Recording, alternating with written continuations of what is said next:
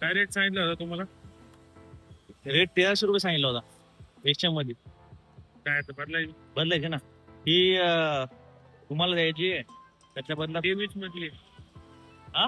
23 मधली ही बायबॅक करून रेट सांगितलं तो. हा बरोबर.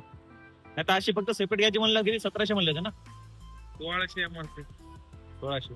तर ही बॅटरी काढून आपल्याला एक्साइटची बॅटरी लावायची. ती रेड कलरची ती वाटते ना. तर मित्रांनो आपल्याला ही बॅटरी चेंज करायची आहे. माझ्या गाडीला घेऊन जवळपास 2 वर्ष झालेले आहेत. सो मला या स्टार्ट मध्ये प्रॉब्लेम दिसत होता. मग आता मला ही गाडी मध्ये जी बॅटरी आहे आपली ती चेंज करून एक्साइटची बॅटरी टाकायची.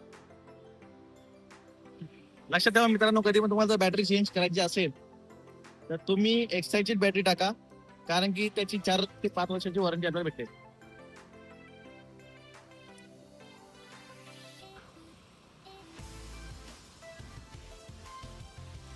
घेऊया खाली.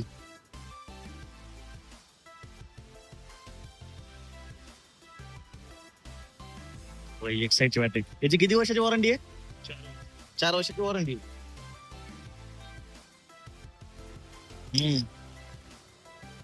गाडीला घेऊन मला 2 वर्ष झाले आणि आता ते प्रॉब्लेम द्यायले स्टार्ट मध्ये, म्हणून बॅटरी चेंज करा म्हणलं.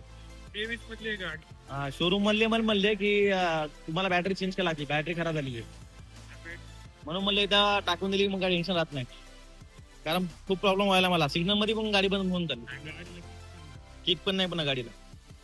मित्रांनो आपल्याला हे एक्साइड बॅटरीचं एक वॉरंटी कार्ड भेटलेलं आहे. 4 वर्षाची वॉरंटी दिलेली आहे त्यांनी. आपल्याला बॅटरी चेंज करायला लागली कारण की आपण रेडिएटर गार्ड लावले होतं आपल्या कूलंट फॅनच्या समोर, ते सपोर्टसाठी. पण शो ऑफ करण्याच्या चक्करमध्ये तुम्ही बॅटरी गमावू शकता किंवा कूलंट फॅन गमावू शकता. त्यामुळे हे लावणं टाळा.